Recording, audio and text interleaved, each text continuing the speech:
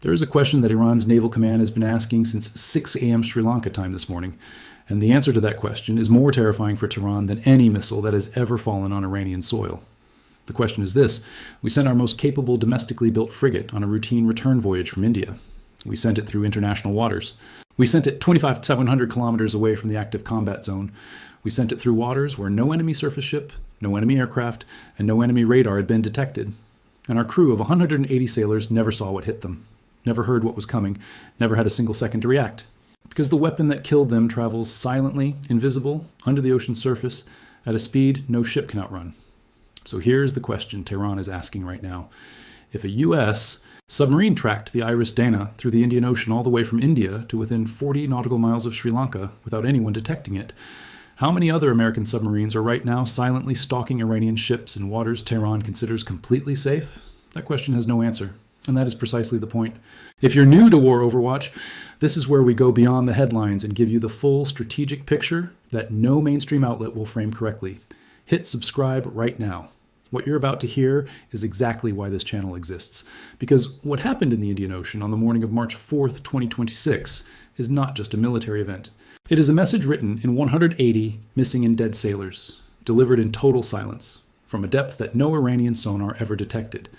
And the name of that message is Quiet Death. Those are not my words. Those are the exact words of U.S. Defense Secretary Pete Hegseth, who stood at a Pentagon briefing this morning and announced to the world that an American submarine had sunk the Iranian frigate IRIS Dena in international waters off the southern coast of Sri Lanka. Yesterday in the Indian Ocean, Hegseth said, an American submarine sunk an Iranian warship that thought it was safe in international waters. Instead, sunk by a torpedo. Quiet death. The first sinking of an enemy ship by a torpedo since World War II. The first sinking of an enemy ship by a torpedo since World War II. Let that land. Not since 1945. Not in Korea. Not in Vietnam. Not in the Gulf War. Not in the Iraq War. Not in 23 years of American military operations in the Middle East. The last time the United States Navy fired a torpedo that sank an enemy vessel, Germany still had soldiers fighting in Europe, and Japan still held Pacific Islands. 81 years. And this morning, that record ended in the Indian Ocean. Stay with me. Because the number that no Pentagon briefer has yet explained in full, the number that tells you more about the strategic consequence of this event than any missile count or kill confirmation, is not the number of dead. It is not the number of rescued sailors. It is the number that defines exactly how far this war has just expanded. That number is 2,500. 2,500 kilometers. That is the distance between the Strait of Hormuz and the southern coast of Sri Lanka. That is the distance between the active combat zone where Operation Epic Fury has been raging for 5 days, and the international waters where the IRIS Dena's crew believed they were finally, definitively, untouchably safe. They were not safe. They were never safe. And every Iranian naval commander alive this morning now knows it. The IRIS Dena was not some aging rust bucket. It was not a patrol boat. It was not a coastal defense vessel. The IRIS Dena was a Moudge-class frigate, 94 meters long, approximately 1,500 tons of displacement. Commissioned in June 2021, making it one of the newest and most capable surface combatants Iran's own domestic shipbuilding program had ever produced. Its weapon suite was formidable by any regional standard. A 76mm naval gun, Noor series anti-ship cruise missiles, Sayed-2 surface-to-air missiles, twin triple-tube 324mm torpedo launchers, a helicopter landing deck, a three-dimensional phased array radar system. The Moudge-class represents the absolute top tier of Iran's domestically produced naval capability. It is Iran's answer to a generation of Western frigates. And it went to the bottom of the Indian Ocean in the time it takes to read this paragraph. Chairman of the Joint Chiefs of Staff, U.S. Air Force General Dan Razin-Kane, was precise at the same Pentagon briefing. Not ambiguous, not approximate, precise. The attack was carried out by an unspecified fast attack submarine using a single Mark 48 heavyweight torpedo. A single torpedo, one. The Mk-48 carries a roughly 650-pound warhead. It is not designed to punch a hole in a ship's hull. It is designed to detonate beneath the keel, using water pressure to amplify the explosive force in a way that lifts the entire vessel and causes the hull to buckle, or break entirely. The IRIS Dena did not fight back. It did not maneuver. It issued a distress call. The Sri Lankan Navy received that distress call at 6 a.m. local time. 2 naval vessels and a maritime patrol aircraft were dispatched. By the time they arrived, the IRIS Dena had already sunk. What they found was not a warship. What they found was wreckage, oil slicks, and 32 surviving crew members in the water. Of the 180 sailors who left India's International Fleet Review aboard the IRIS Dena, 32 were rescued. At least 80 are confirmed dead, according to Sri Lanka's deputy foreign minister, and 101 are listed as missing. Not wounded, missing, in the Indian Ocean. Here's what you need to understand about the IRIS Dena's final mission, because this context is the part that will not appear in the Pentagon's official narrative. The IRIS Dena had just participated in Exercise Milan 2026. It had just attended the International Fleet Review at Visakhapatnam, India, a multinational event involving 86 warships from 74 nations. India, Sri Lanka, regional partners. The kind of diplomatic and military engagement that happens when a country's navy is projecting confidence, capability, and international legitimacy. The IRIS Dena was returning from a show of goodwill when the Torpedo hit. It was not on a combat mission. It was not targeting American assets. It was not threatening shipping lanes. It was sailing home through international waters 2,500 kilometers from the nearest active engagement zone, and a U.S. submarine had been following it, silently, invisibly, patiently, through the entire return voyage without the IRIS Dena's crew ever knowing. That is not a battle. That is a hunt. And the hunter was never seen. Now, consider what the Sri Lankan Navy's own spokesman told reporters this morning. He confirmed that no other ship and no other aircraft were observed in the area when the IRIS Dena sank.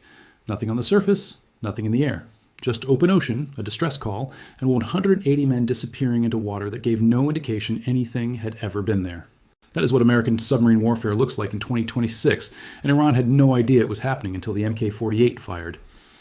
CENTCOM Commander Admiral Brad Cooper made the strategic objective explicit on Tuesday in a video posted to X. His words deserve to be read exactly as he said them. Today, there's not a single Iranian ship underway in the Arabian Gulf, Strait of Hormuz, or Gulf of Oman, and we will not stop. We will not stop.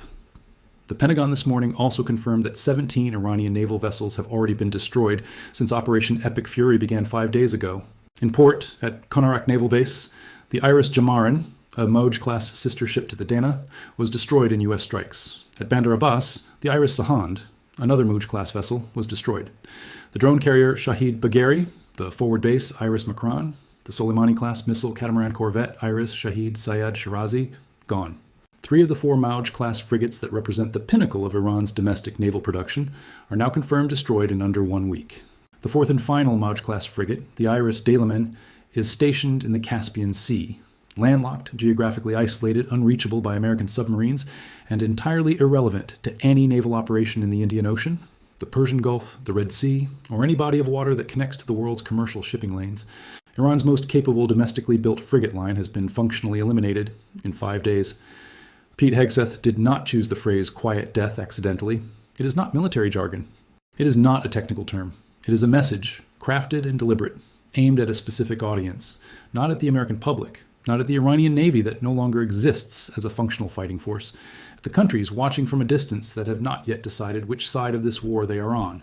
Because the second consequence of the IRIS Dena's sinking, the consequence that will not appear in any Pentagon press release, is what it communicates to every naval force in the region about the reach and patience of American undersea warfare. The IRIS Dena was 2,500 kilometers from the combat zone. It had just participated in a multilateral exercise with 73 other nations' navies. It was in international waters that Iran's military doctrine would have classified as entirely beyond the operational range of any plausible immediate threat. And a U.S. submarine was already there, already watching, already trailing, already waiting for the order. That means no Iranian naval asset anywhere in the world, at any distance from any declared combat zone, can now operate under the assumption that it is not already being tracked by an American submarine it cannot detect. That is not a tactical development. That is a redefinition of what operational safety means for any naval force that considers itself in conflict with the United States. And the mainstream coverage is going to miss this entirely. You will hear that the IRIS Dena sinking is proof of American naval superiority. You will hear that it demonstrates the reach of U.S. power projection. You will see graphics showing the distance between the Strait of Hormuz and Sri Lanka. What you will not hear is the question that matters. Was the IRIS Dena tracked from the moment it left Bandar Abbas, or was it picked up later? Because the answer to that question tells you whether U.S. submarines were pre-positioned across the Indian Ocean before Operation Epic Fury even began. And if they were pre-positioned, if American attack submarines were already deployed throughout the Indian Ocean in the weeks before the first bomb fell on Tehran, then the entire operation was architecturally larger than any public statement, any congressional briefing, or any press conference has yet admitted. The IRIS Dena's voyage from India back toward Iran would have taken it on a predictable path. Ships transiting the Indian Ocean follow established routing because the ocean is vast, but navigable channels are finite. A submarine that knows where a ship departed and where it is going can calculate the intercept point without ever being seen. It can follow at acoustic range, below thermocline layers that scatter sonar, for days, for a week, for the entire return voyage. And it did. Because the IRIS Dena never knew it was being followed until the Mk-48 was already in the water. Here's the historical weight of what happened this morning. And it requires you to understand not just the first record that was broken, but the second. The last time an American submarine sank an enemy warship using a torpedo was 1945. The end of World War II, before jet aircraft, before intercontinental missiles, before satellite communication, before nuclear submarines, before the entire modern era of naval warfare as it has been practiced for the last 8 decades. And the last time any submarine anywhere in the world sank an enemy warship using a torpedo was 1982, the Falklands War. A British Churchill-class submarine, HMS Conqueror, sank the Argentine cruiser ARA General Belgrano using 3 Mark 8 torpedoes. That sinking killed 323 Argentine sailors and remains one of the most controversial military actions in British post-war history. It also remains the only time in the last 44 years that a submarine has fired a torpedo at an enemy surface warship and sunk it. Until this morning. The IRIS Dena is now the second warship ever sunk by a nuclear-powered fast attack submarine using a guided torpedo. The first was the General Belgrano in the South Atlantic. The second is the IRIS Dena in the Indian Ocean. And the 44-year gap between those two events is the entire lifetime of a generation of naval officers who trained for a scenario they never expected to actually execute. This morning, they executed it. The Mk-48 torpedo that hit the IRIS Dena below its keel is a weapon that the United States Navy has maintained, upgraded, and perfected across those 44 years. The ADCAP variant, Advanced Capability, uses an active, passive sonar seeker that can distinguish between the target vessel's acoustic signature and decoys in real time. It can be wire-guided from the submarine after launch, allowing the crew to update its course based on the target's evasive maneuvers. Except the IRIS Dena was not maneuvering. There was no evasion, no countermeasures deployed, no decoys released. Because the IRIS Dena's crew never knew the torpedo was coming until it was already there. The entire sequence, detection, targeting, firing, solution, launch, happened from a submarine that the IRIS Dena's sensors never found. 1 torpedo, 1 hit, 1 warship gone. Now look at what CENTCOM has confirmed in full since Operation Epic Fury began. U.S. officials stated the goal was the total destruction of Iran's navy. Not suppression, not degradation, destruction. Admiral Cooper said it directly. We are focused on sinking the Iranian navy, the entire navy. The Iranian navy, under Operation Epic Fury, is described by Secretary Hegseth as combat ineffective, decimated, destroyed, defeated. In the Persian Gulf and the Strait of Hormuz, there is now not a single Iranian vessel underway. Iran's naval presence in its own strategic waterway, the channel through which 20% of the world's oil passes, has been eliminated. The IRGC Navy, which operated patrol boats, missile corvettes, and fast attack craft in the Gulf, has been systematically hunted and destroyed in port and at sea. The Iranian Navy's Southern Fleet, which operated larger surface combatants, including the Moudge-class frigates, has lost 3 of its 4 most capable ships. And the 4th is in the Caspian Sea, surrounded by land. This is what complete naval destruction looks like when it is executed by a power with unchallenged undersea dominance, satellite intelligence, and a declared strategic objective of total elimination rather than degradation. Every insurance underwriter in London, Singapore, and New York is today repricing the maritime risk profile not just for the Persian Gulf or the Strait of Hormuz, but for the entire Indian Ocean. Because the IRIS Dena was attacked 40 nautical miles from a neutral third country's territorial waters. Sri Lanka, which has no involvement in Operation Epic Fury, no alliance with Israel, and no military relationship with Iran's adversaries beyond routine port calls. The Indian Ocean corridor through which a significant portion of global LNG, crude oil, container shipping, and bulk commodity traffic flows has just demonstrated that it is an active operational zone for American submarine warfare. Sri Lanka launched rescue operations from its Navy base at Gal. It sent ships and planes to find survivors of a war it is not a party to, fought between powers operating in international waters off its southern coast. It received 32 wounded Iranian sailors into its hospitals. Its deputy foreign minister had to announce the death toll on live television. Sri Lanka is now, involuntarily, the most visible witness to an event it had no role in and no warning about. And what Sri Lanka's Navy found, wreckage and bodies in international waters, no submarine, no surface ship, no aircraft, nothing, is the most precise physical demonstration available of what American undersea warfare capacity actually looks like when it is deployed without constraint. Iran's response has been silence on the naval dimension specifically.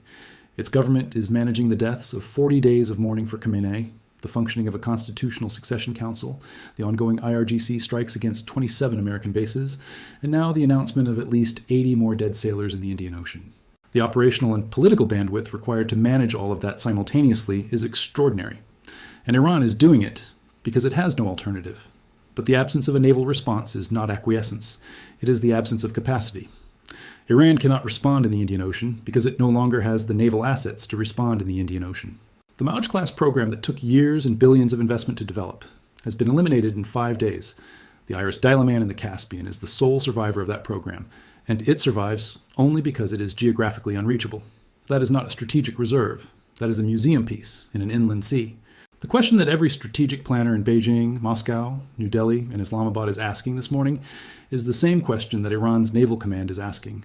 And it is not a question about the IRIS Dena specifically. The IRIS Dena is already gone.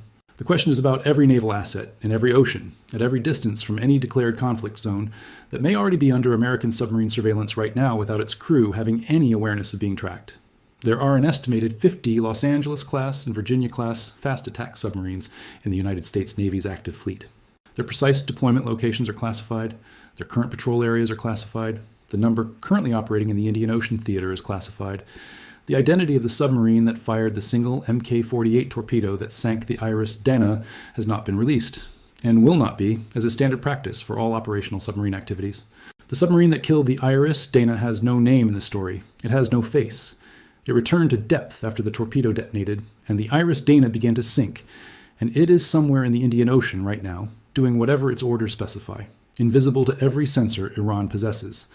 That is the strategic reality that the phrase quiet death was designed to communicate. Not to the American public, who will see the Pentagon video of a frigate's stern rising out of the water before disappearing beneath the surface and understand it as a military success. But to every naval force in the world that operates surface ships in international waters and now must recalibrate every assumption it has ever made about what safe distance means in a conflict where American submarines are deployed without geographic limitation. There is a final number that has not yet appeared in any official statement, any Pentagon briefing, or any wire service report. It is the number that will define the long-term strategic legacy of what happened this morning, more than the death toll, more than the historical records broken, more than the Hegseth phrase quiet death that will be quoted in naval warfare textbooks for the next generation. That number is 74. 74 nations sent warships to the International Fleet Review at Visakhapatnam, India, where the IRIS Dena participated in multilateral naval exercises within the last 2 weeks. 74 nations whose naval officers saw the IRIS Dena operating normally, professionally, as a representative of Iran's naval capability in a peaceful multilateral forum. And within 2 weeks of that review, the IRIS Dena was at the bottom of the Indian Ocean, struck by a single torpedo from an American submarine that had been following it in total silence. Every one of those 74 nations is today recalculating the risk profile of sending their own warships to international exercises in regions where U.S.-Iranian hostilities are ongoing. Because if a ship participating in a multinational event in Indian waters, returning through international waters 2,500 kilometers from any declared combat zone, can be hunted and sunk without warning, then proximity to any conflict zone, however indirect, is no longer a reliable indicator of operational safety. That recalculation will not happen publicly. It will happen in naval staff meetings in capitals from Jakarta to Cape Town to Lagos to Colombo. In those meetings, the IRIS Dena will be discussed not as an Iranian casualty, but as a data point, a demonstration, a proof of concept. And the conclusion of every one of those meetings will be the same. America's submarines go where they are ordered. They are not visible. They are not detectable by the surface ships they are tracking. And they fire when they are told to fire. And right now, today, on March 4th, 2026, no one outside the U.S. Navy's classified operational command structure knows where they all are. The IRIS Dena thought it was safe in international waters, 40 nautical miles from Sri Lanka. It was not safe. That is the sentence that ends the era in which any Iranian naval asset, or any naval asset belonging to any country that considers itself in conflict with the United States, can operate under the assumption that distance from a combat zone equals operational security.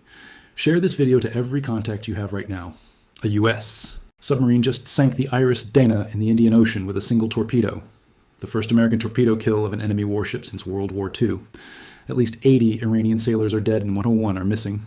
The Pentagon has confirmed the goal is sinking the entire Iranian Navy. 3 of 4 Moudge-class frigates, Iran's most capable surface combatants, are destroyed. The submarine that fired the torpedo has no name in this story. It is somewhere in the Indian Ocean. and no Iranian warship anywhere in the world knows whether it is being followed right now. That is what quiet death means. And the Indian Ocean just proved it is not a metaphor. This video is based on publicly available reports and analysis. Developments may change as new information emerges.